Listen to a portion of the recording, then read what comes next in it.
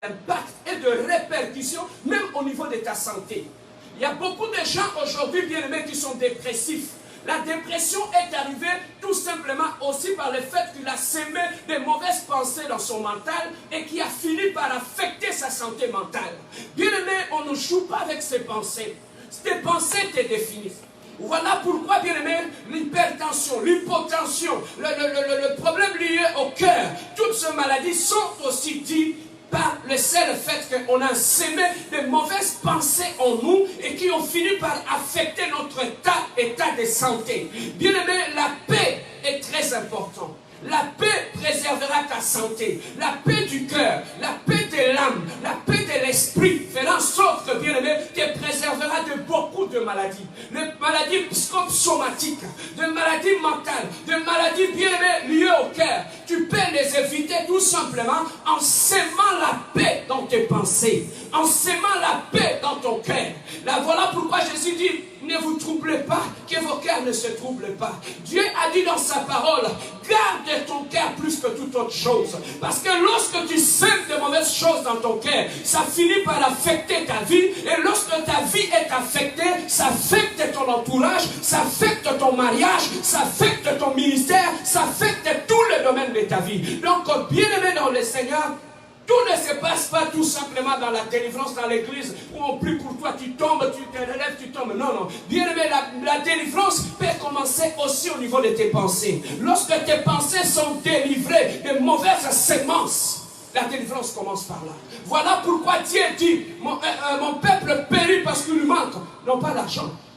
Mon peuple périt, ce n'est pas parce qu'il lui manque le mariage. Mon peuple périt, ce n'est pas parce qu'il lui manque une maison. Non, mon peuple périt parce qu'il lui manque la connaissance. La connaissance affranchit.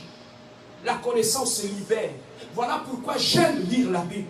Voilà pourquoi j'aime la prédication. Parce que dans la prédication, je trouve les éléments qui m'aideront à être affranchi, à être libre, bien aimé dans le Seigneur. Tu peux passer à des centaines et des centaines de délivrances. Mais lorsque tu ne médites pas la parole de Dieu, tu retomberas dans la même chose. Pourquoi? Parce que la seule chose qui affranchit d'abord, c'est la connaissance. La connaissance affranchie. Voilà pourquoi tu dois chercher la connaissance de la parole de Dieu. Nous parlons du brisement aujourd'hui, bien aimé dans le Seigneur. Nous allons voir comment le brisement a un impact direct sur notre destinée. Nous allons voir comment le brisement a un impact direct sur nos relations immédiates. Tu vas voir comment le brisement a un impact direct sur ton mariage. Le brisement a un impact direct sur ton ministère. Le brisement a un impact direct sur ton église. Le brisement a un impact direct sur ta destinée. Oui, bien aimé, ta destinée peut aller en envers. Tout simplement parce que tu n'es pas passé par le chemin du brisement. Mais quelle est l'importance du brisement dans la vie d'un enfant de Dieu? Je disais que la vie est faite des décisions et des conséquences des décisions. Donc, l'ensemble de toutes les bonnes décisions que tu prends dans ta vie, c'est ça qui fera que ta vie soit une réussite. Mais ici, Paul dit une chose. Nous comprenons, la Bible nous dit, l'âme est le siège de nos sentiments. La volonté part de notre âme. Et ici, Paul nous dit un élément important dans le Romains 7, 19. Il dit, le bien que je vais faire, je ne le fais pas. Le mal que je ne vais pas faire, je me retrouve en train de le faire. Donc, Paul avait un problème au niveau de la volonté. Or, sa volonté était en train d'affecter ses décisions. Bien aimé, lorsque la volonté est là, la volonté va nous permettre à prendre une bonne décision ou une mauvaise décision. J'ai la volonté d'aller manger. Je vais prendre la décision de sortir de chez moi, d'aller acheter la nourriture. Mais la décision que j'ai prise d'aller acheter la nourriture a été motivée par la volonté. Donc la volonté active la décision. Lorsque la volonté est mauvaise, ça affecte directement la décision et la décision devient mauvaise. Donc lorsque tu n'as pas le contrôle de tes volontés, tu n'auras pas le contrôle, bien-aimé, de tes décisions. Voilà pourquoi, bien-aimé dans le Seigneur, tu prends toujours des mauvaises décisions, tout simplement pourquoi? Parce que c'est lié à ta volonté. Or, Paul dit, le bien que je vais faire, je ne le fais pas. Mais comment tu peux prendre de bonnes décisions dans ta vie lorsque tu n'as pas le contrôle de ta volonté? Le bien qu'il voulait faire, il ne pouvait pas le faire. Le mal qu'il ne voulait pas faire, il s'est retrouvé en train de le faire. Donc il y a déjà un problème au niveau de la volonté. Et lorsque la volonté est affectée, lorsque tu n'as pas le contrôle de ta volonté, ça affecte même tes décisions. Donc je ne peux pas prendre de bonnes décisions. Pourquoi? Parce que le mal que je ne vais pas faire, je le fais. Donc le mal là vient affecter ma décision et me pousse à prendre de mauvaises décisions. Dans ta vie, bien-aimé, les seules choses qui ont amené l'échec dans ta vie, dans ton parcours, c'est parce que tu avais pris de mauvaises décisions. Et ces mauvaises décisions ont été affectées par une mauvaise volonté. Une volonté que tu ne contrôlais pas, une volonté qui a été dictée par la loi du péché qui habite en toi. Voilà pourquoi Paul dit, j'ai trouvé en moi une loi, la loi du péché. Et c'est cette loi du péché qui influence ma volonté. La loi du péché influence même mes décisions. Donc lorsque la loi du péché habite en toi, bien-aimé, ta volonté sera affectée. La loi du péché contrôlera ta volonté. La loi du péché va contrôler ton mental. La loi du péché va contrôler tout le domaine de ta vie et te poussera à prendre de mauvaises décisions. Voilà pourquoi tu vas à l'église. Tu pries, tu fais tout, mais tu prends toujours de mauvaises décisions. Parce qu'en toi, il y a une loi qui est cachée. C'est cette loi qui influence ta vie. C'est cette loi qui a de l'impact ou de l'incidence directe sur tes décisions. Et lorsque tu prends de mauvaises décisions, ça amène toute une série d'échecs dans ta vie. Oui, bien-aimé dans le Seigneur. Voilà pourquoi nous, beaucoup de chrétiens, on se retrouve face à ces problèmes. Le mal que j'ai pris la décision de ne plus faire. Combien de décisions nous avons prises après avoir écouté des prédications à l'église? Mais le lendemain, on se retrouve dans la même chose qu'on avait pris la décision à l'église. Tu ne t'es jamais posé la question. Tu avais pris la décision de ne plus être problématique. Le lendemain matin, tu te retrouves de nous inciter dans la famille, là où il y a un problème. Tu as pris la décision de ne plus être dans la bière. Le lendemain, tu te retrouves avec une bouteille de bière, assis dans ton salon en train de regarder la télé. Tu as pris la décision, bien-aimé, de ne plus tomber dans l'impudicité. Mais tu te retrouves le lendemain dans une chambre d'hôtel. Tout cela, bien-aimé, pourquoi tu n'arrives pas à concrétiser tes décisions? C'est tout simplement, bien-aimé dans le Seigneur, par le fait qu'en toi, il y a encore une loi. Il y a encore une loi du péché qui habite en toi et qui te pousse à prendre toutes ces décisions. Bien-aimé, la loi du péché te fera perdre le contrôle de la volonté. La loi du péché fera en sorte que toutes les décisions que tu prends de ta vie sont dictées par autre chose. Par quelque chose qui est plus fort que toi, mais cette chose est cachée en toi. Tu as pris la décision de ne plus être dans la colère. Tu as pris la décision de ne pas être dans la haine. Mais tu te retrouves en train de te fâcher. Mais c'est plus fort que toi. Mais qu'est-ce qui contrôle ta volonté? C'est la loi du péché qui habite en toi. Mais comment la loi du péché est entrée en toi? La loi du péché a eu accès à ta vie à partir de la chair. C'est la chair qui amène la loi du péché. La chair ne s'est convertie jamais. La chair est attachée au monde. La chair, la Bible dit, les désirs de la chair sont contraires à celles de l'esprit. La chair est attachée au monde. Voilà pourquoi par la chair que tu as, la loi du péché est entrée dans ta vie. Et la loi du péché a commencé à contrôler ta vie. Bien aimé, le diable peut te laisser pour te détruire ta vie. Il va seulement installer une loi cachée dans ta vie. Et c'est cette loi cachée qui va commencer à contrôler tes décisions, ton mental, tes pensées à la volonté de Dieu. Voilà pourquoi, bien aimé, lorsque la chair contrôle encore ta vie, lorsque en toi habite une loi spirituelle cachée, il te sera difficile d'obéir à la volonté de Dieu. Il te sera difficile, bien aimé, tu vas lire la Bible, mais tu ne sauras jamais aligner ta vie sur la Bible, tu ne sauras jamais vivre selon l'esprit de la parole de Dieu. Pourquoi? Parce que ta vie est encore contrôlée par l'esprit de péché, est encore contrôlée par la chair, les deux choses. On nous dit que ta volonté soit faite sur la terre comme au ciel. Dieu n'est pas un dictateur.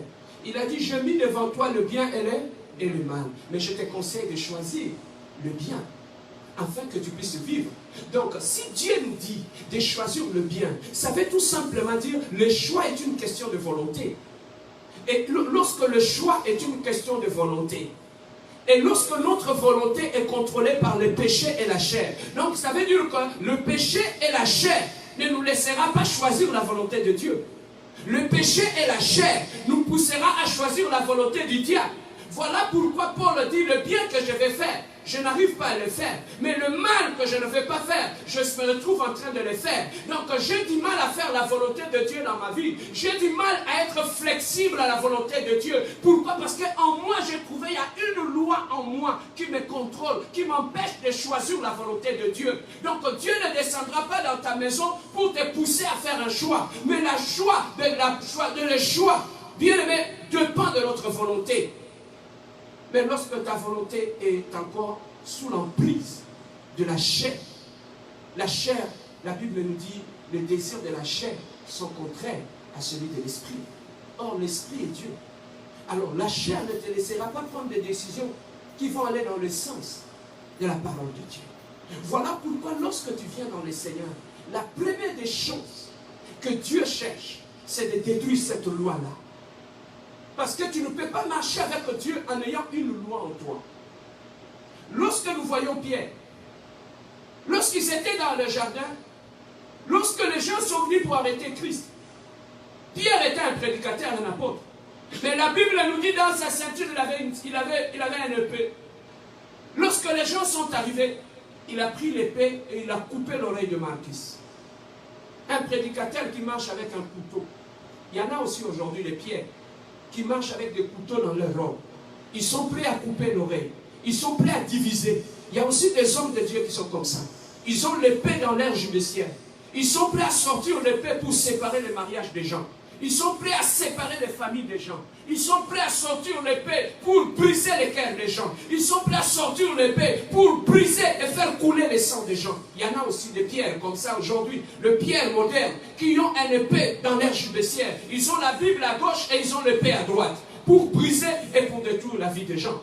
Et bien aimé dans le Seigneur, Pierre, cette volonté n'était pas la volonté de Dieu. Voilà pourquoi Jésus-Christ a remis l'oreille de Malchus. Pourquoi? Parce que Pierre avait fait quelque chose qui n'était pas dans la volonté de Dieu. Donc on peut marcher avec Dieu et faire des choses qui ne sont pas dans le sens de la volonté de Dieu. Alors, Dieu ne peut pas aller loin avec toi lorsque cette loi contrôle encore ta vie.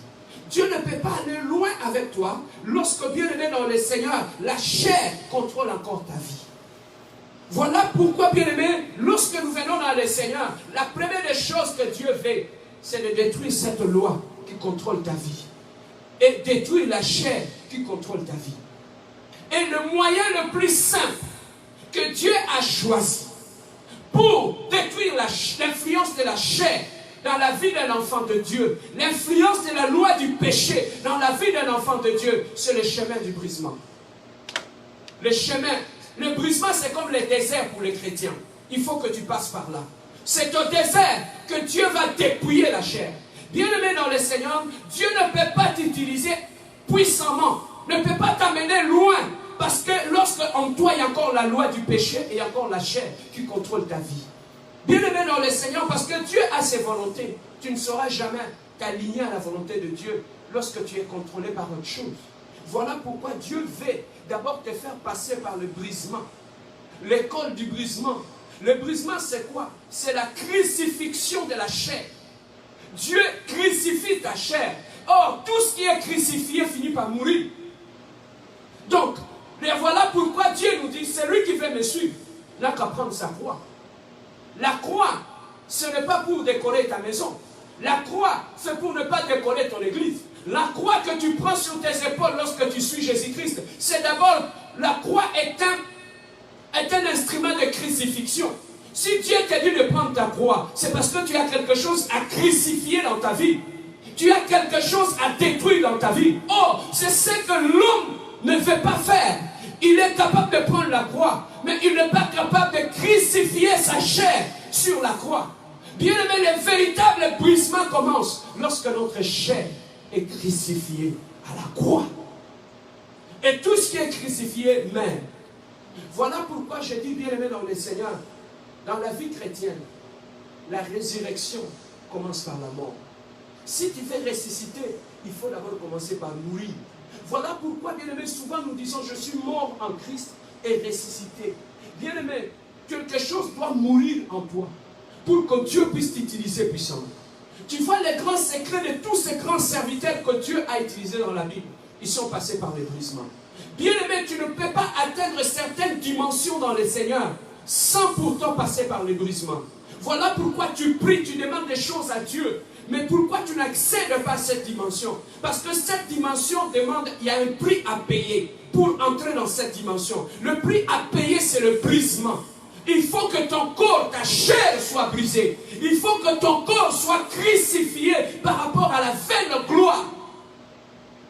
Pourquoi Dieu veut la mort? Si plus, bien aimé dans le Seigneur, plus tu meurs, plus tu vis. Plus tu meurs, plus tu vis dans le Seigneur. Plus ta chair meurt, plus tu retrouves la nature du Christ apparaît en toi. Donc plus ta chair meurt, plus la nature de Jésus apparaît en toi. Donc le brisement, c'est un moyen que Dieu utilise pour nous amener à la stature parfaite du Christ. Pour faire apparaître la nature du Christ. Bien aimé, si tu n'es pas passé par le brisement de la chair, tu ne pourras jamais parler le langage du Christ. Tu ne pourras jamais avoir l'attitude du Christ, le mental du Christ, la marche du Christ. Donc il faut passer par l'école du brisement pour arriver à dégager la nature du Christ en toi. Voilà pourquoi, bien aimé, Dieu nous fait passer par le brisement. Jacob ne pouvait jamais être béni si Dieu ne l'avait pas brisé la hanche. Il faut que la hanche soit brisée pour que Jacob puisse entrer dans la dimension de la gloire. Bien-aimé, il faudrait que dans ta vie, que Dieu puisse briser quelque chose dans ton caractère. Que Dieu puisse briser quelque chose dans ta façon d'être pour que la nature de Jésus-Christ apparaisse en toi. Et pourquoi Jésus-Christ nous amène dans le brisement? Parce que le brisement amène la mort de la chair. Or, une personne qui est morte ne réagit plus. Un serviteur de Dieu qui est mort en Jésus, qui a crucifié sa chair, il n'est plus influencé par les acclamations. Bien-aimé, un mort, un cadavre, quand il est là, même si vous l'acclamez, il ne réagit plus. Ça ne lui fait rien, ça ne l'affecte plus. Voilà pourquoi un serviteur de Dieu qui est mort dans sa chair, ton mental, tes pensées, qui va commencer à contrôler tes paroles, qui vont faire de toi hypocrite, qui vont faire de toi impudique, qui vont faire de toi bien-aimé dans le Seigneur, un drogué. C'est tout simplement la loi du péché qui habite en toi. Donc le diable peut te laisser tranquille. Il vient tout doucement placer une loi cachée en toi. Bien-aimé, observe ta vie. Est-ce qu'il n'y a pas une loi qui dicte ta vie? Observe tes réactions, observe tes actes. Est-ce qu'il n'y a pas une loi qui est cachée en toi, qui est une loi de l'échec? Le diable peut placer la loi de l'échec dans ta vie. Toutes les décisions que tu prends, tu veux prendre de bonnes décisions, mais tu te retrouves en train de prendre des décisions qui t'amènent vers l'échec. Pourquoi? Parce qu'il y a une loi de l'échec qui contrôle ta vie. Ça peut être une loi du célibat. La loi du célibat, le diable peut placer la loi du célibat dans ta vie. Tu peux avoir un mariage, mais c'est cette loi qui fera que lorsque tu entres dans ton mariage, que tu puisses te comporter de la mauvaise façon pour que tu puisses détruire ton mariage, pour que tu te retrouves en train d'être seul dans ta maison. C'est la loi du célibat qui est là. La loi du célibat peut imprimer en toi un mauvais caractère.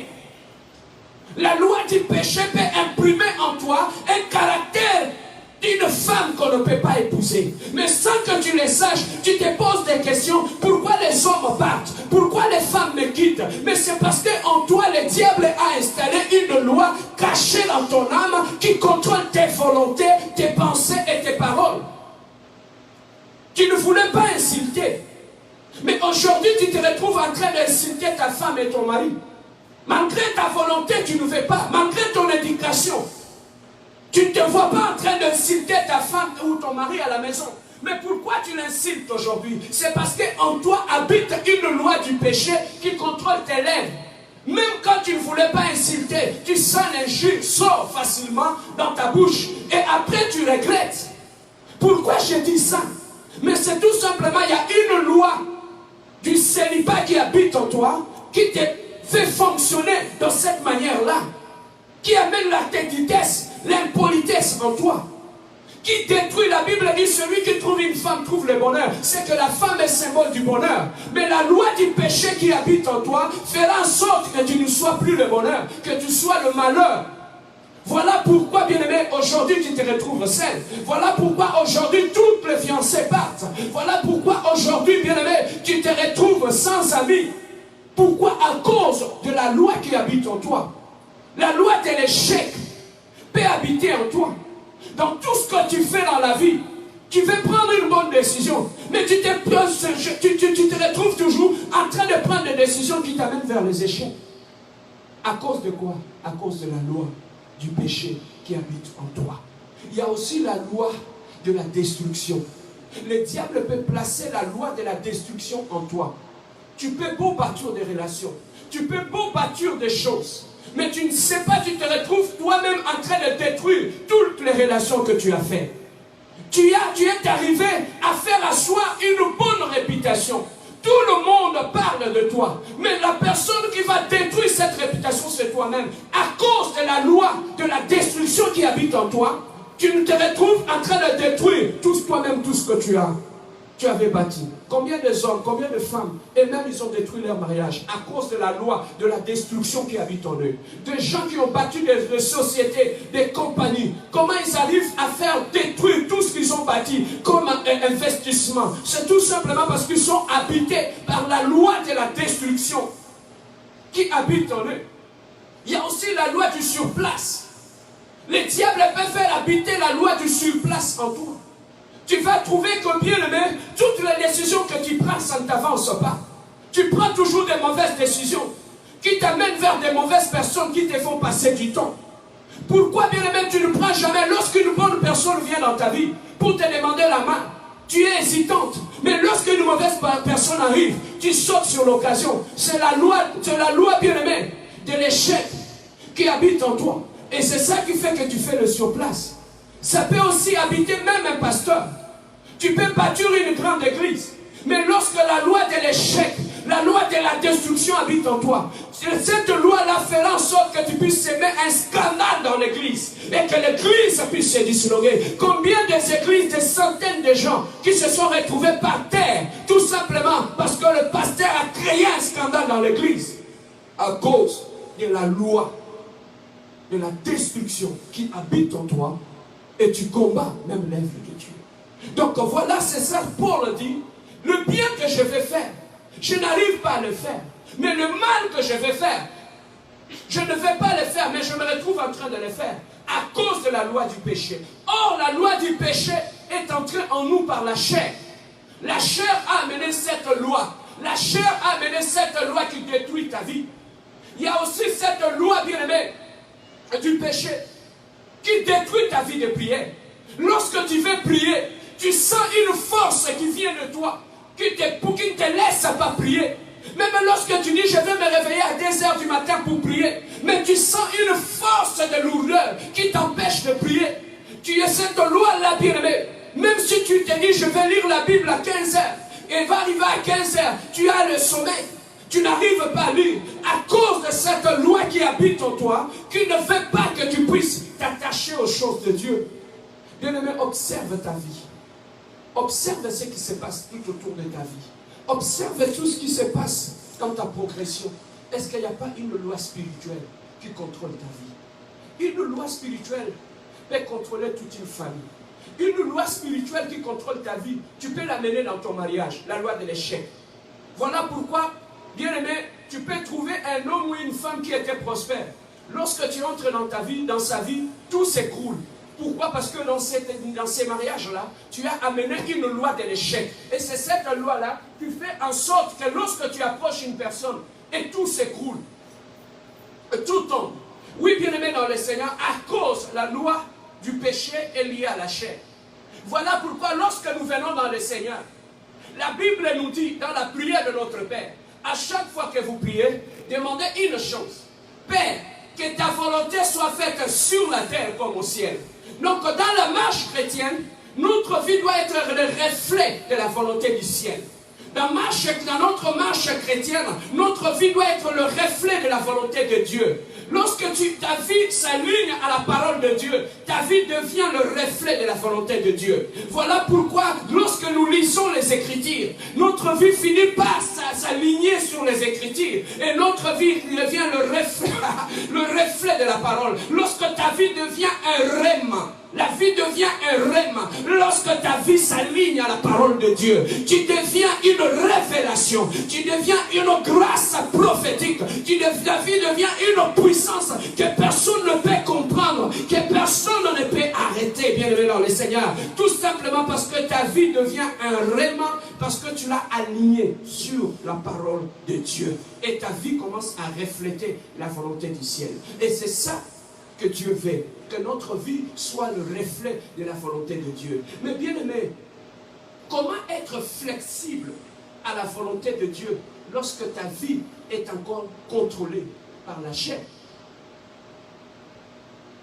Bien aimé, lorsque ta vie est contrôlée par la chair va mener la loi du péché.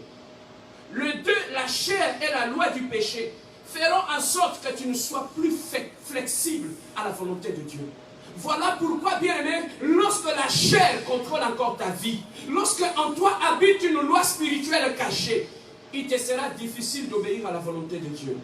Il te sera difficile, bien aimé, tu vas lire la Bible, mais tu ne sauras jamais aligner ta vie sur la Bible, tu ne sauras jamais vivre selon l'esprit de la parole. Tes pensées te définissent. Voilà pourquoi, bien aimé, l'hypertension, l'hypotension, le problème lié au cœur, toutes ces maladies sont aussi dites par le seul fait qu'on a sémé de mauvaises pensées en nous et qui ont fini par affecter notre état de santé. Bien aimé, la paix est très importante.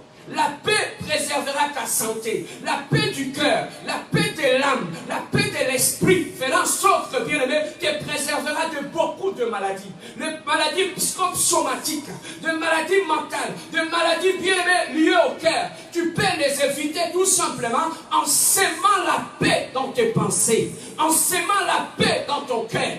Là, voilà pourquoi Jésus dit, ne vous troublez pas, que vos cœurs ne se troublent pas. Dieu a dit dans sa parole, garde ton cœur plus que toute autre chose. Parce que lorsque tu sèmes de mauvaises choses dans ton cœur, ça finit par affecter ta vie. Et lorsque ta vie est affectée, ça affecte ton entourage, ça affecte ton mariage, ça affecte ton ministère, ça affecte tous les domaines de ta vie. Donc, bien aimé dans le Seigneur, tout ne se passe pas tout simplement dans la délivrance, dans l'église, où on prie pour toi, tu tombes, tu te relèves, tu tombes. Non, non. Bien aimé, la délivrance peut commencer aussi au niveau de tes pensées. Lorsque tes pensées sont délivrées de mauvaises semences, la délivrance commence par là. Voilà pourquoi Dieu dit, mon peuple périt parce qu'il lui manque, non pas l'argent. Mon peuple périt, ce n'est pas parce qu'il lui manque le mariage. Mon peuple périt, ce n'est pas parce qu'il lui manque une maison. Non, mon peuple périt parce qu'il lui manque la connaissance. La connaissance affranchit. La connaissance libère. Voilà pourquoi j'aime lire la Bible. Voilà pourquoi j'aime la prédication. Parce que dans la prédication, je trouve les éléments qui m'aideront à être affranchi, à être libre, bien aimé dans le Seigneur. Tu peux passer à des centaines et des centaines de délivrances. Mais lorsque tu ne médites pas la parole de Dieu, tu retomberas dans la même chose. Pourquoi? Parce que la seule chose qui affranchit d'abord, c'est la connaissance. La connaissance affranchie. Voilà pourquoi tu dois chercher la connaissance de la parole de Dieu. Nous parlons du brisement aujourd'hui, bien aimé dans le Seigneur. Nous allons voir comment le brisement a un impact direct sur notre destinée. Nous allons voir comment le brisement a un impact direct sur nos relations immédiates. Tu vas voir comment le brisement a un impact direct sur ton mariage. Le brisement a un impact direct sur ton ministère. Le brisement a un impact direct sur ton église. Le brisement a un impact direct sur ta destinée. Oui, bien aimé, ta destinée peut aller en envers. Tout simplement parce que tu n'es pas passé par le chemin du brisement. Mais quelle est l'importance du brisement dans la vie d'un enfant de Dieu? Je disais que la vie est faite des décisions et des conséquences des décisions. Donc, l'ensemble de toutes les bonnes décisions que tu prends dans ta vie, c'est ça qui fera que ta vie soit une réussite. Mais ici, Paul dit une chose. Nous comprenons, la Bible nous dit, l'âme est le siège de nos sentiments. La volonté part de notre âme. Et ici, Paul nous dit un élément important dans le Romains 7, 19. Il dit, le bien que je vais faire, je ne le fais pas. Le mal que je ne vais pas faire, je me retrouve en train de le faire. Donc, Paul avait un problème au niveau de la volonté. Or, sa volonté était en train d'affecter ses décisions. Bien-aimés, lorsque la volonté est là, la volonté va nous permettre à prendre une bonne décision ou une mauvaise décision. J'ai la volonté d'aller manger. Je vais prendre la décision de sortir de chez moi, d'aller acheter la nourriture. Mais la décision que j'ai prise d'aller acheter la nourriture a été motivée par la volonté. Donc la volonté active la décision.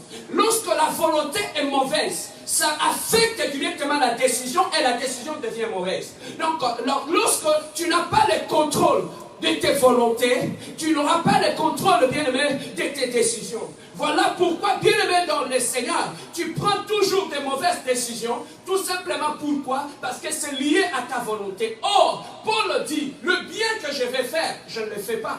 Mais comment tu peux prendre de bonnes décisions dans ta vie lorsque tu n'as pas le contrôle de ta volonté? Le bien qu'il voulait faire, il ne pouvait pas le faire. Le mal qu'il ne voulait pas faire, il s'est retrouvé en train de le faire. Donc il y a déjà un problème au niveau de la volonté. Et lorsque la volonté est affectée, lorsque tu n'as pas le contrôle de ta volonté, ça affecte même tes décisions. Donc je ne peux pas prendre de bonnes décisions. Pourquoi? Parce que le mal que je ne vais pas faire, je le fais. Donc le mal là vient affecter ma décision et me pousse à prendre de mauvaises décisions. Dans ta vie, bien-aimé, les seules choses qui ont amené l'échec dans ta vie, dans ton parcours, c'est parce que tu avais pris de mauvaises décisions. Et ces mauvaises décisions ont été affectées par une mauvaise volonté. Une volonté que tu ne contrôlais pas, une volonté qui a été dictée par la loi du péché qui habite en toi. Voilà pourquoi Paul dit, j'ai trouvé en moi une loi, la loi du péché.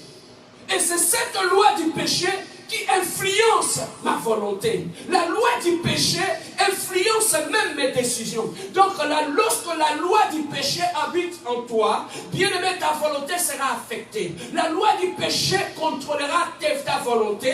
La loi du péché va contrôler ton mental. La loi du péché va contrôler tout le domaine de ta vie et te poussera à prendre de mauvaises décisions. Voilà pourquoi tu vas à l'église. Tu pries, tu fais tout, mais tu prends toujours de mauvaises décisions. Parce qu'en toi, il y a une loi qui est cachée. C'est cette loi qui influence ta vie. C'est cette loi qui a de l'impact ou de l'incidence directe sur tes décisions. Et lorsque tu prends de mauvaises décisions, ça amène toute une série d'échecs dans ta vie. Oui, bien-aimé dans le Seigneur. Voilà pourquoi nous, beaucoup de chrétiens, on se retrouve face à ces problèmes. Le mal que j'ai pris la décision de ne plus faire. Combien de décisions nous avons prises après avoir écouté des prédications à l'église? Mais le lendemain, on se retrouve dans la même chose qu'on avait pris la décision à l'église. Tu ne t'es jamais posé la question. Tu avais pris la décision de ne plus être problématique. Le lendemain matin, tu te retrouves de nous inciter dans la famille, là où il y a un problème. Tu as pris la décision de ne plus être dans la bière. Le lendemain, tu te retrouves avec une bouteille de bière, assis dans ton salon en train de regarder la télé. Tu as pris la décision, bien-aimé, de ne plus tomber dans l'impudicité. Mais tu te retrouves le lendemain dans une chambre d'hôtel. Tout cela, bien-aimé, pourquoi tu n'arrives pas à concrétiser tes décisions? C'est tout simplement, bien-aimé dans le Seigneur, par le fait qu'en toi, il y a encore une loi. Il y a encore une loi du péché qui habite en toi et qui te pousse à prendre toutes ces décisions. Bien-aimé, la loi du péché te fera perdre le contrôle de la volonté. La loi du péché fera en sorte que toutes les décisions que tu prends de ta vie sont dictées par autre chose. Par quelque chose qui est plus fort que toi, mais cette chose est cachée en toi. Tu as pris la décision de ne plus être dans la colère. Tu as pris la décision de ne pas être dans la haine. Mais tu te retrouves en train de te fâcher. Mais c'est plus fort que toi. Mais qu'est-ce qui contrôle ta volonté? C'est la loi du péché qui habite en toi. Mais comment la loi du péché est entrée en toi? La loi du péché a eu accès à ta vie à partir de la chair. C'est la chair qui amène la loi du péché. La chair ne se convertit jamais. La chair est attachée au monde. La chair, la Bible dit, les désirs de la chair sont contraires à celles de l'esprit. La chair est attachée au monde. Voilà pourquoi par la chair que tu as, la loi du péché est entrée dans ta vie. Et la loi du péché a commencé à contrôler ta vie. Bien-aimé, le diable peut te laisser pour te détruire ta vie. Il va seulement installer une loi cachée dans ta vie. Et c'est cette loi cachée qui va commencer à contrôler tes décisions, ton mental, tes pensées, qui va commencer à contrôler tes paroles, qui vont faire de toi hypocrite, qui vont faire de toi impudique, qui vont faire de toi, bien-aimé dans le Seigneur, un drogué. C'est tout simplement la loi du péché qui habite en toi. Donc le diable peut te laisser tranquille. Il vient tout doucement placer une loi cachée. Et ensemble avec nous pendant ce temps de grâce, c'est un moment de grâce. J'aimerais bien aimer là où tu es, que tu acclames, que tu donnes une offrande d'acclamation à ton Dieu, parce qu'il est merveilleux, il est digne de louange, il est digne de gloire, il est digne de magnificence. Donc tu lui as acclamé. Pendant que tu acclames, Dieu est en train d'être élevé là où tu es. Pendant que tu es en train d'acclamer, la gloire de Dieu est en train de monter là où tu es. Pendant que tu es en train d'acclamer, laisse que ton acclamation t'amène dans la présence de Dieu. Laisse que ton acclamation t'amène dans le Saint de Saints. Laisse que ton acclamation élève le trône de Dieu là où tu es. Alléluia. Que Dieu soit béni, soit glorifié, soit magnifié. Bien-aimé dans le Seigneur, que la paix de Jésus-Christ soit avec toi. Là où tu es, sois en paix. Là où tu es, bien-aimé dans le Seigneur, je parle à une personne qui a un cœur troublé. Et Jésus-Christ a dit, je vous donne ma paix, je vous laisse ma paix. Reçois la paix de Jésus-Christ là où tu es. Dans ta maison, reçois la paix de Jésus-Christ. Dieu a dit dans sa parole, en tout lieu où on vous recevra, laissez la paix dans cette maison. Au travers de cette live, je viens dans ta maison t'apporter la paix de Jésus-Christ. C'est le plus beau cadeau que je t'amène aujourd'hui, la paix de Jésus-Christ, non pas la paix du monde, mais la paix de Jésus-Christ, la paix qui vient du ciel. Je l'amène au travers de ces lives dans ta maison. Reçois la paix et sois environné par la paix de Jésus-Christ.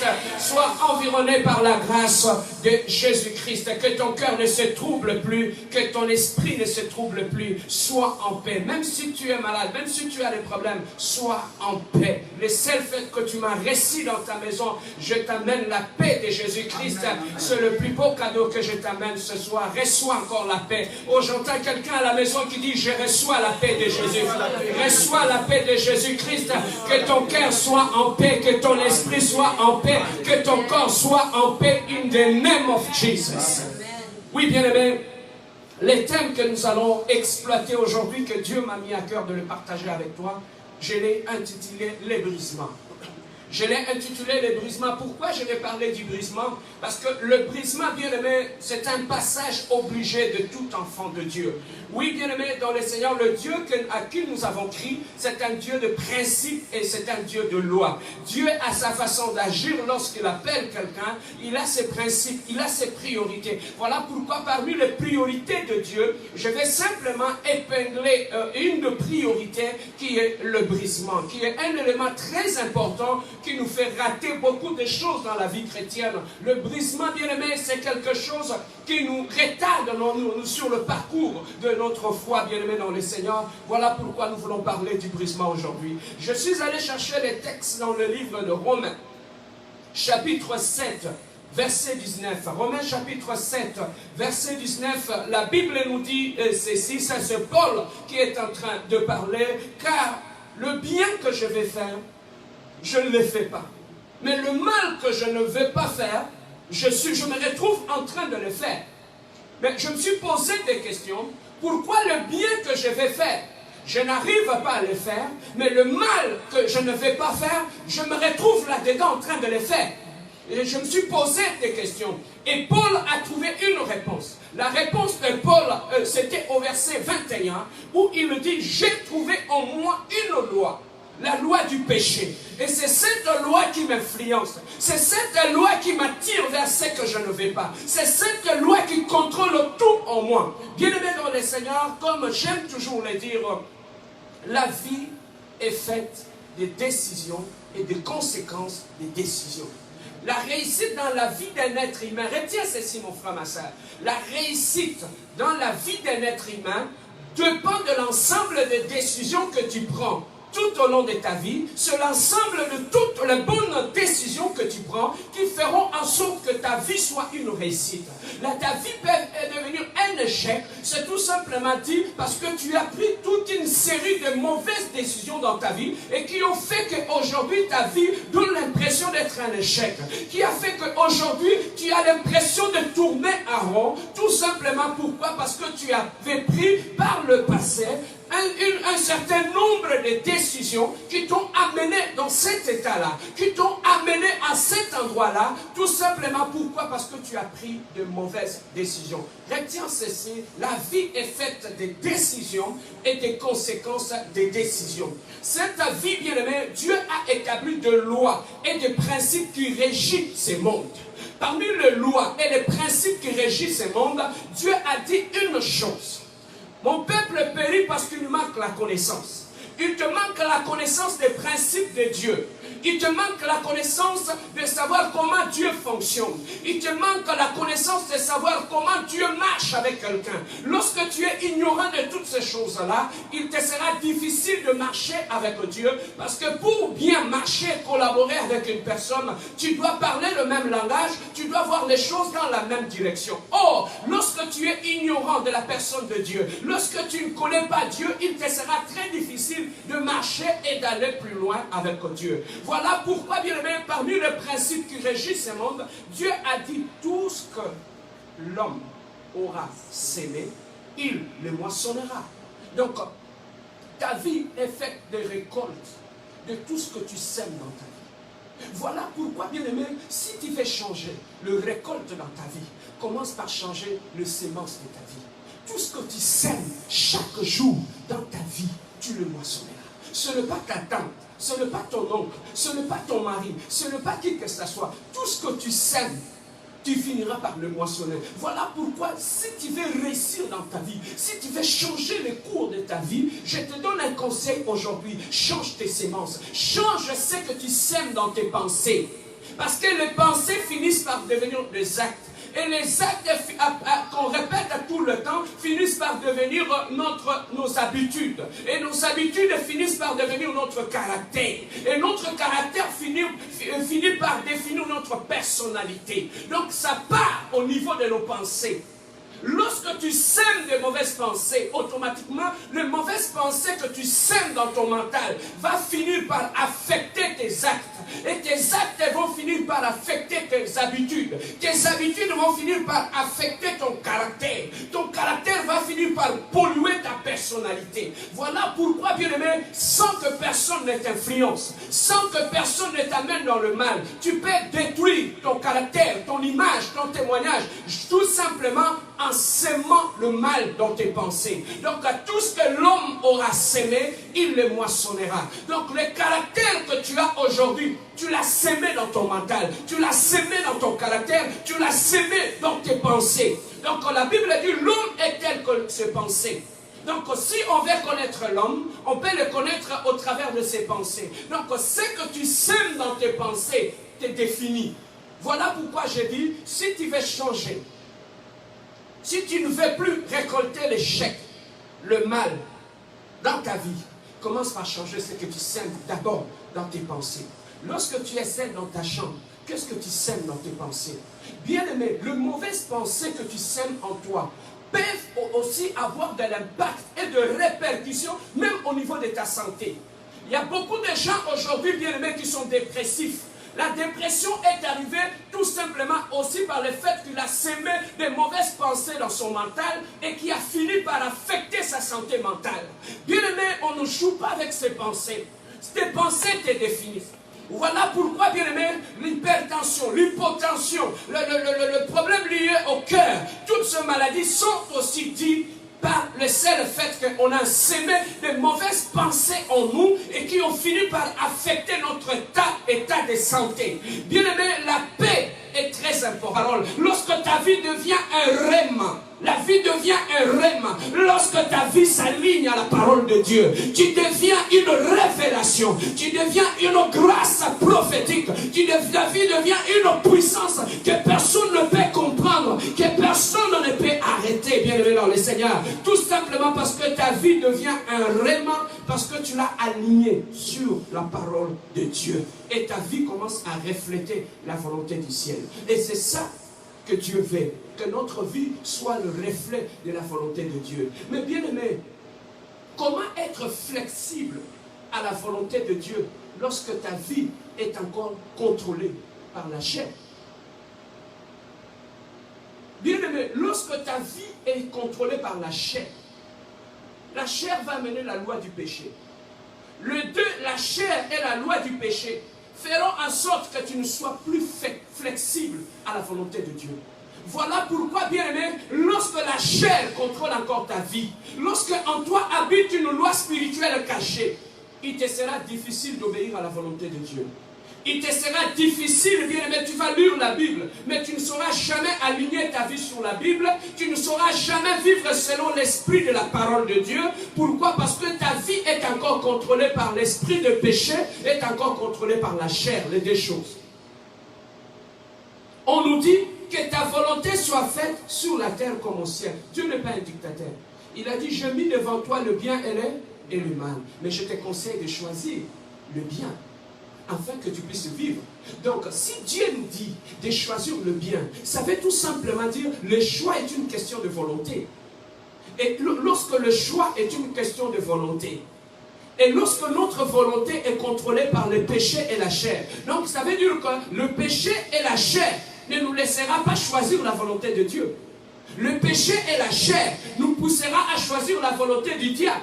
Voilà pourquoi Paul dit, le bien que je vais faire, je n'arrive pas à le faire. Mais le mal que je ne vais pas faire, je me retrouve en train de le faire. Donc j'ai du mal à faire la volonté de Dieu dans ma vie. J'ai du mal à être flexible à la volonté de Dieu. Pourquoi? Parce qu'en moi, j'ai trouvé, il y a une loi en moi qui me contrôle, qui m'empêche de choisir la volonté de Dieu. Donc Dieu ne descendra pas dans ta maison pour te pousser à faire un choix. Mais le choix, bien aimé, dépend de notre volonté. Mais lorsque ta volonté est encore sous l'emprise de la chair, la Bible nous dit, les désirs de la chair sont contraires à celui de l'esprit. Or, l'esprit est Dieu. Alors, la chair ne te laissera pas prendre des décisions qui vont aller dans le sens de la parole de Dieu. Voilà pourquoi, lorsque tu viens dans le Seigneur, la première des choses que Dieu cherche, c'est de détruire cette loi-là. Parce que tu ne peux pas marcher avec Dieu en ayant une loi en toi. Lorsque nous voyons Pierre, lorsqu'ils étaient dans le jardin, lorsque les gens sont venus pour arrêter Christ, Pierre était un prédicateur, un apôtre. Mais la Bible nous dit dans sa ceinture, il avait un épée. Lorsque les gens sont arrivés, il a pris l'épée et il a coupé l'oreille de Malchus. Un prédicateur qui marche avec un couteau. Il y en a aussi aujourd'hui les pierres qui marchent avec des couteaux dans leur robe. Ils sont prêts à couper l'oreille. Ils sont prêts à diviser. Il y a aussi des hommes de Dieu qui sont comme ça. Ils ont l'épée dans l'air judiciaire. Ils sont prêts à sortir l'épée pour séparer les mariages des gens. Ils sont prêts à séparer les familles des gens. Ils sont prêts à sortir l'épée pour briser les cœurs des gens. Ils sont prêts à sortir l'épée pour briser et faire couler le sang des gens. Il y en a aussi des pierres comme ça aujourd'hui, les pierres modernes, qui ont une épée dans l'air judiciaire. Ils ont la Bible à gauche et ils ont l'épée à droite pour briser et pour détruire la vie des gens. Et bien aimé dans le Seigneur, Pierre, cette volonté n'était pas la volonté de Dieu. Voilà pourquoi Jésus-Christ a remis l'oreille de Malchus. Pourquoi? Parce que Pierre avait fait quelque chose qui n'était pas dans la volonté de Dieu. Donc on peut marcher avec Dieu et faire des choses qui ne sont pas dans le sens de la volonté de Dieu. Alors, Dieu ne peut pas aller loin avec toi lorsque cette loi contrôle encore ta vie. Dieu ne peut pas aller loin avec toi lorsque, bien aimé dans le Seigneur, la chair contrôle encore ta vie. Voilà pourquoi, bien aimé, lorsque nous venons dans le Seigneur, la première des choses que Dieu veut, c'est de détruire cette loi qui contrôle ta vie. Et détruire la chair qui contrôle ta vie. Et le moyen le plus simple que Dieu a choisi pour détruire l'influence de la chair dans la vie d'un enfant de Dieu, l'influence de la loi du péché dans la vie d'un enfant de Dieu, c'est le chemin du brisement. Le brisement, c'est comme le désert pour les chrétiens. Il faut que tu passes par là. C'est au désert que Dieu va dépouiller la chair. Bien-aimé dans le Seigneur, Dieu ne peut pas t'utiliser puissamment, ne peut pas t'amener loin, parce que lorsque en toi il y a encore la loi du péché et il y a encore la chair qui contrôle ta vie. Bien-aimé dans le Seigneur, parce que Dieu a ses volontés, tu ne sauras jamais t'aligner à la volonté de Dieu lorsque tu es contrôlé par autre chose. Voilà pourquoi Dieu veut d'abord te faire passer par le brisement, l'école du brisement. Le brisement, c'est quoi? C'est la crucifixion de la chair. Dieu crucifie ta chair. Or, tout ce qui est crucifié finit par mourir. Donc, voilà pourquoi Dieu nous dit, celui qui veut me suivre n'a qu'à prendre sa croix. La croix, ce n'est pas pour décorer ta maison. La croix, c'est pour ne pas décorer ton église. La croix que tu prends sur tes épaules lorsque tu suis Jésus-Christ, c'est d'abord, la croix est un instrument de crucifixion. Si Dieu t'a dit de prendre ta croix, c'est parce que tu as quelque chose à crucifier dans ta vie. Tu as quelque chose à détruire dans ta vie. Oh, c'est ce que l'homme ne veut pas faire. Il est capable de prendre la croix, mais il n'est pas capable de crucifier sa chair sur la croix. Bien-aimé, le véritable brisement commence lorsque notre chair est crucifiée à la croix. Et tout ce qui est crucifié meurt. Voilà pourquoi je dis, bien-aimé dans le Seigneur, dans la vie chrétienne, la résurrection commence par la mort. Si tu veux ressusciter, il faut d'abord commencer par mourir. Voilà pourquoi, bien-aimé, souvent nous disons, je suis mort en Christ et ressuscité. Bien-aimé, quelque chose doit mourir en toi pour que Dieu puisse t'utiliser puissamment. Tu vois les grands secrets de tous ces grands serviteurs que Dieu a utilisés dans la Bible. Ils sont passés par les brisements. Bien-aimé, tu ne peux pas atteindre certaines dimensions dans le Seigneur sans pourtant passer par les brisements. Voilà pourquoi tu pries, tu demandes des choses à Dieu. Mais pourquoi tu n'accèdes pas à cette dimension? Parce que cette dimension demande, il y a un prix à payer pour entrer dans cette dimension. Le prix à payer, c'est le brisement. Il faut que ton corps, ta chair soit brisée. Il faut que ton corps soit crucifié par rapport à la vaine gloire. Pourquoi Dieu veut la mort? Si plus, bien aimé dans le Seigneur, plus tu meurs, plus tu vis. Plus tu meurs, plus tu vis dans le Seigneur. Plus ta chair meurt, plus tu retrouves la nature du Christ apparaît en toi. Donc plus ta chair meurt, plus la nature de Jésus apparaît en toi. Donc le brisement, c'est un moyen que Dieu utilise pour nous amener à la stature parfaite du Christ. Pour faire apparaître la nature du Christ. Bien-aimé, si tu n'es pas passé par le brisement de la chair, tu ne pourras jamais parler le langage du Christ. Tu ne pourras jamais avoir l'attitude du Christ, le mental du Christ, la marche du Christ. Donc il faut passer par l'école du brisement pour arriver à dégager la nature du Christ en toi. Voilà pourquoi, bien-aimé, Dieu nous fait passer par le brisement. Jacob ne pouvait jamais être béni si Dieu ne l'avait pas brisé la hanche. Il faut que la hanche soit brisée pour que Jacob puisse entrer dans la dimension de la gloire. Bien-aimé, il faudrait que dans ta vie, que Dieu puisse briser quelque chose dans ton caractère, que Dieu puisse briser quelque chose dans ta façon d'être, pour que la nature de Jésus-Christ apparaisse en toi. Et pourquoi Jésus-Christ nous amène dans le brisement? Parce que le brisement amène la mort de la chair. Or, une personne qui est morte ne réagit plus. Un serviteur de Dieu qui est mort en Jésus, qui a crucifié sa chair, il n'est plus influencé par les acclamations. Bien-aimé, un cadavre quand il est là, même si vous l'acclamez, il ne réagit plus. Ça ne lui fait rien, ça ne l'affecte plus. Voilà pourquoi un serviteur de Dieu qui est mort dans sa chair. Et ensemble avec nous pendant ce temps de grâce, c'est un moment de grâce. J'aimerais bien aimer là où tu es, que tu acclames, que tu donnes une offrande d'acclamation à ton Dieu. Parce qu'il est merveilleux, il est digne de louange, il est digne de gloire, il est digne de magnificence. Donc tu es à acclamer pendant que tu acclames. Dieu est en train d'être élevé là où tu es. Pendant que tu es en train d'acclamer, la gloire de Dieu est en train de monter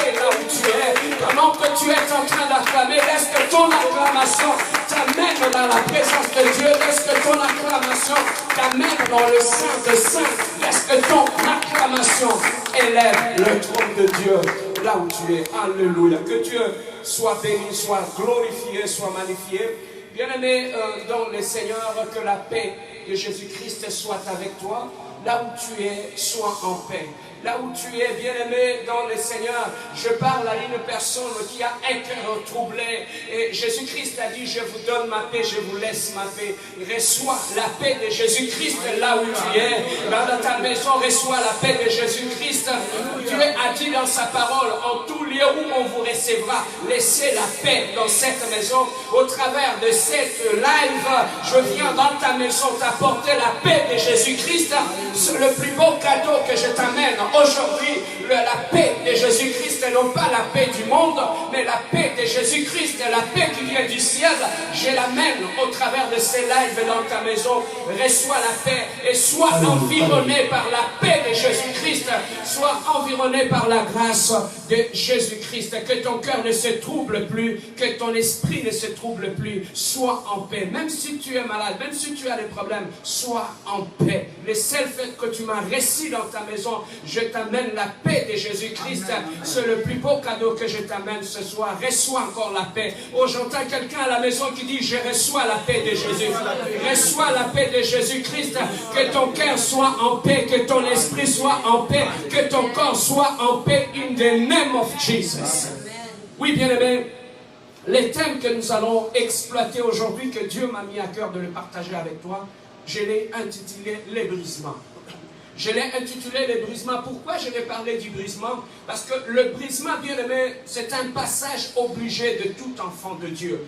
Oui, bien-aimé, dans le Seigneur, le Dieu à qui nous avons crié, c'est un Dieu de principe et c'est un Dieu de loi. Dieu a sa façon d'agir lorsqu'il appelle quelqu'un. Il a ses principes, il a ses priorités. Voilà pourquoi parmi les priorités de Dieu, je vais simplement épingler une priorité qui est le brisement, qui est un élément très important qui nous fait rater beaucoup de choses dans la vie chrétienne. Le brisement, bien-aimé, c'est quelque chose qui nous retarde sur le parcours de notre foi, bien-aimé dans le Seigneur. Voilà pourquoi nous voulons parler du brisement aujourd'hui. Je suis allé chercher les textes dans le livre de Romains, chapitre 7, verset 19. Romains chapitre 7, verset 19, la Bible nous dit ceci, c'est Paul qui est en train de parler, car le bien que je vais faire, je ne le fais pas.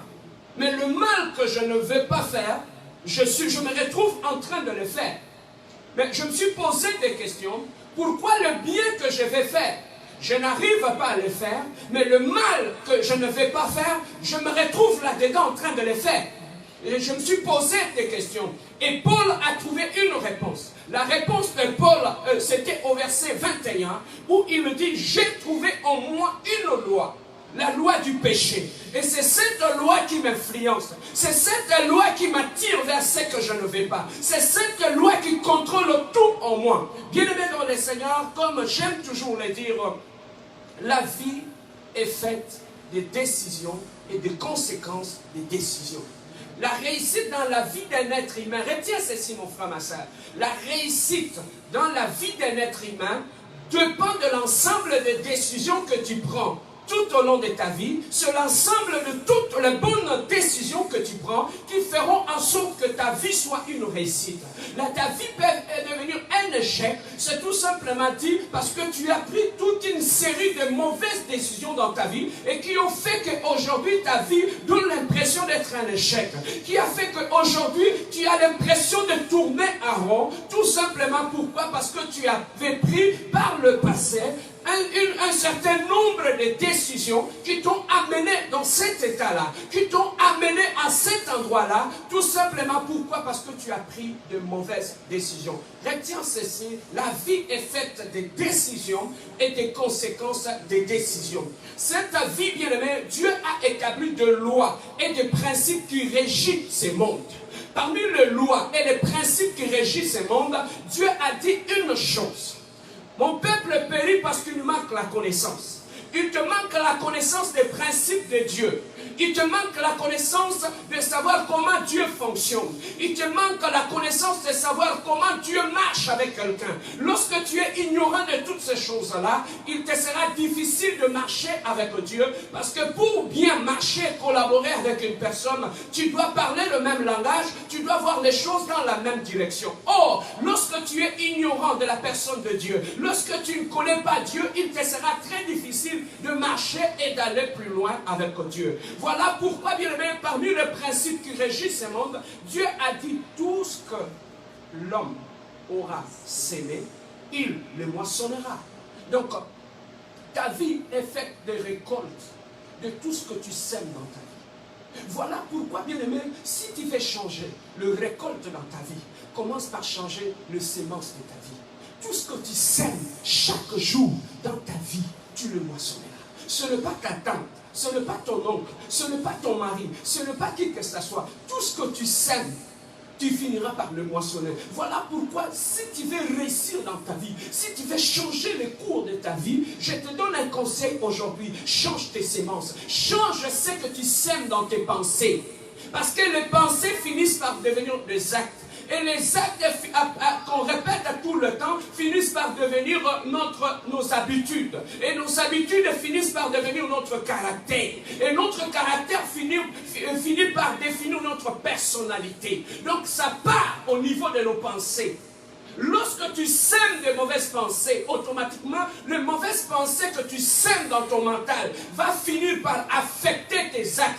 Et tes actes vont finir par affecter tes habitudes. Tes habitudes vont finir par affecter ton caractère. Ton caractère va finir par polluer ta personnalité. Voilà pourquoi, bien aimé, sans que personne ne t'influence, sans que personne ne t'amène dans le mal, tu peux détruire ton caractère, ton image, ton témoignage, tout simplement en sémant le mal dans tes pensées. Donc tout ce que l'homme aura sémé, il le moissonnera. Donc le caractère que tu as aujourd'hui, tu l'as sémé dans ton mental, tu l'as sémé dans ton caractère, tu l'as sémé dans tes pensées. Donc la Bible dit l'homme est tel que ses pensées. Donc si on veut connaître l'homme, on peut le connaître au travers de ses pensées. Donc ce que tu sèmes dans tes pensées te définit. Voilà pourquoi j'ai dit, si tu veux changer, si tu ne veux plus récolter l'échec, le mal dans ta vie, commence par changer ce que tu sèmes d'abord dans tes pensées. Lorsque tu es seul dans ta chambre, qu'est-ce que tu sèmes dans tes pensées? Bien aimé, les mauvaises pensées que tu sèmes en toi peuvent aussi avoir de l'impact et de répercussions, même au niveau de ta santé. Il y a beaucoup de gens aujourd'hui, bien aimés, qui sont dépressifs. La dépression est arrivée tout simplement aussi par le fait qu'il a sémé des mauvaises pensées dans son mental et qui a fini par affecter sa santé mentale. Bien aimé, on ne joue pas avec ses pensées. Tes pensées te définissent. Voilà pourquoi, bien aimé, l'hypertension, l'hypotension, le problème lié au cœur, toutes ces maladies sont aussi dites par le seul fait qu'on a sémé de mauvaises pensées en nous et qui ont fini par affecter notre état de santé. Bien aimé, la paix est très importante. La paix préservera ta accès à ta vie à partir de la chair. C'est la chair qui amène la loi du péché. La chair ne se convertit jamais. La chair est attachée au monde. La chair, la Bible dit, les désirs de la chair sont contraires à celles de l'esprit. La chair est attachée au monde. Voilà pourquoi par la chair que tu as, la loi du péché est entrée dans ta vie. Et la loi du péché a commencé à contrôler ta vie. Bien aimé, le diable peut te laisser pour te détruire ta vie. Il va seulement installer une loi cachée dans ta vie. Et c'est cette loi cachée qui va commencer à contrôler tes décisions, ton mental, tes pensées, qui va commencer à contrôler tes paroles, qui vont faire de toi hypocrite, qui vont faire de toi impudique, qui vont faire de toi, bien aimé dans le Seigneur, un drogué. C'est tout simplement la loi du péché qui habite en toi. Donc le diable peut te laisser tranquille. Il vient tout doucement placer une loi cachée en toi. Bien aimé, observe ta vie. Est-ce qu'il n'y a pas une loi qui dicte ta vie? Observe tes réactions, observe tes actes. Est-ce qu'il n'y a pas une loi qui est cachée en toi, qui est une loi de l'échec? Le diable peut placer la loi de l'échec dans ta vie. Toutes les décisions que tu prends, Tu veux prendre de bonnes décisions, mais tu te retrouves en train de prendre des décisions qui t'amènent vers l'échec. Pourquoi? Parce qu'il y a une loi de l'échec qui contrôle ta vie. Ça peut être une loi du célibat. La loi du célibat, le diable peut placer la loi du célibat dans ta vie. Tu peux avoir un mariage, mais c'est cette loi qui fera que lorsque tu entres dans ton mariage, que tu puisses te comporter de la mauvaise façon pour que tu puisses détruire ton mariage, pour que tu te retrouves en train d'être seul dans ta maison. C'est la loi du célibat qui est là. La loi du célibat peut imprimer en toi un mauvais caractère. La loi du péché peut imprimer en toi un caractère d'une femme qu'on ne peut pas épouser. Mais sans que tu le saches, tu te poses des questions. Pourquoi les hommes partent? Pourquoi les femmes me quittent? Mais c'est parce qu'en toi, le diable a installé une loi cachée dans ton âme qui contrôle tes volontés, tes pensées et tes paroles. Tu ne voulais pas insulter. Mais aujourd'hui, tu te retrouves en train d'insulter ta femme et ton mari. Malgré ta volonté, tu ne veux pas. Malgré ton éducation. Tu ne te vois pas en train d'insulter ta femme ou ton mari à la maison. Mais pourquoi tu l'insultes aujourd'hui? C'est parce qu'en toi habite une loi du péché qui contrôle tes lèvres. Même quand tu ne voulais pas insulter, tu sens l'injure sort facilement dans ta bouche. Et après tu regrettes. Pourquoi je dis ça? Mais c'est tout simplement, il y a une loi du célibat qui habite en toi, qui te fait fonctionner de cette manière-là, qui amène la tétitesse, l'impolitesse en toi, qui détruit. La Bible dit celui qui trouve une femme trouve le bonheur. C'est que la femme est symbole du bonheur. Mais la loi du péché qui habite en toi fera en sorte que tu ne sois plus le bonheur, que tu sois le malheur. Voilà pourquoi, bien-aimé, aujourd'hui tu te retrouves seul. Voilà pourquoi aujourd'hui toutes les fiancées partent. Voilà pourquoi aujourd'hui, bien-aimé, tu te retrouves sans amis. Pourquoi? À cause de la loi qui habite en toi. La loi de l'échec peut habiter en toi. Dans tout ce que tu fais dans la vie, tu veux prendre une bonne décision, mais tu te retrouves toujours en train de prendre des décisions qui t'amènent vers les échecs. À cause de quoi? À cause de la loi du péché qui habite en toi. Il y a aussi la loi de la destruction. Le diable peut placer la loi de la destruction en toi. Tu peux beau bâtir des relations, tu peux beau bâtir des choses, mais tu ne sais pas, tu te retrouves toi-même en train de détruire toutes les relations que tu as faites. Tu es arrivé à faire asseoir une bonne réputation. Tout le monde parle de toi, mais la personne qui va détruire cette réputation, c'est toi-même. À cause de la loi de la destruction qui habite en toi, tu te retrouves en train de détruire toi-même tout ce que tu avais bâti. Combien de hommes, combien de femmes, et même ils ont détruit leur mariage à cause de la loi de la destruction qui habite en eux. Des gens qui ont bâti des sociétés, des compagnies. Comment ils arrivent à faire détruire tout ce qu'ils ont bâti comme un investissement? C'est tout simplement parce qu'ils sont habités par la loi de la destruction qui habite en eux. Il y a aussi la loi du surplace. Le diable peut faire habiter la loi du surplace en toi. Tu vas trouver que, bien aimé, toutes les décisions que tu prends, ça ne t'avance pas. Tu prends toujours des mauvaises décisions qui t'amènent vers des mauvaises personnes qui te font passer du temps. Pourquoi, bien aimé, tu ne prends jamais, lorsqu'une bonne personne vient dans ta vie pour te demander la main, tu es hésitante. Mais lorsqu'une mauvaise personne arrive, tu sautes sur l'occasion. C'est la loi, bien aimé, de l'échec qui habite en toi. Et c'est ça qui fait que tu fais le surplace. Ça peut aussi habiter même un pasteur. Tu peux bâtir une grande église. Mais lorsque la loi de l'échec, la loi de la destruction habite en toi, cette loi-là fera en sorte que tu puisses semer un scandale dans l'église. Et que l'église puisse se disloquer. Combien d'églises, des centaines de gens qui se sont retrouvés par terre, tout simplement parce que le pasteur a créé un scandale dans l'église. À cause de la loi de la destruction qui habite en toi. Et tu combats même l'œuvre de Dieu. Donc voilà, c'est ça, Paul dit, le bien que je vais faire, je n'arrive pas à le faire.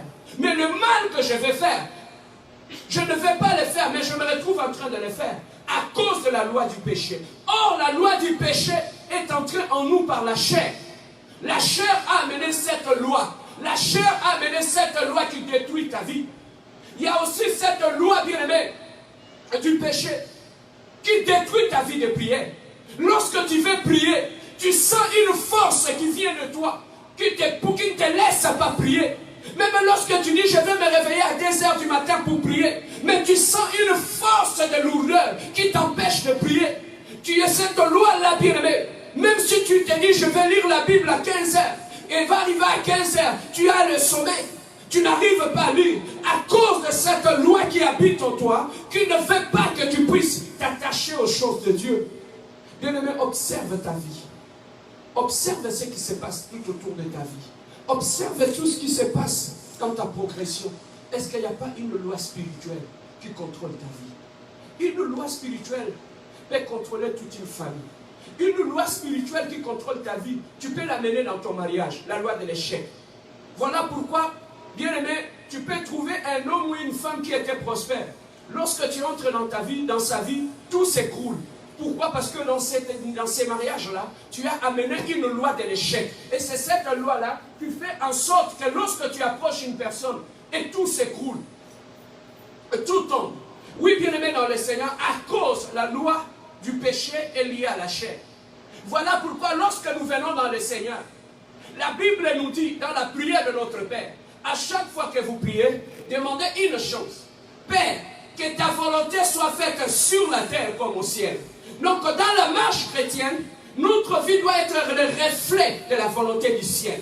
Dans notre marche chrétienne, notre vie doit être le reflet de la volonté de Dieu. Lorsque ta vie s'aligne à la parole de Dieu, ta vie devient le reflet de la volonté de Dieu. Voilà pourquoi, lorsque nous lisons les Écritures, notre vie finit par s'aligner sur les Écritures. Et notre vie devient le reflet de la parole. Lorsque ta vie devient un rême, la vie devient un rême. Lorsque ta vie s'aligne à la parole de Dieu, tu deviens une révélation. Tu deviens une grâce prophétique. Ta vie devient une puissance que personne ne peut comprendre, que personne ne peut arrêter, bien aimé dans le Seigneur. Tout simplement parce que ta vie devient un rême, parce que tu l'as aligné sur la parole de Dieu. Et ta vie commence à refléter la volonté du ciel. Et c'est ça que Dieu veut, que notre vie soit le reflet de la volonté de Dieu. Mais bien aimé, comment être flexible à la volonté de Dieu lorsque ta vie est encore contre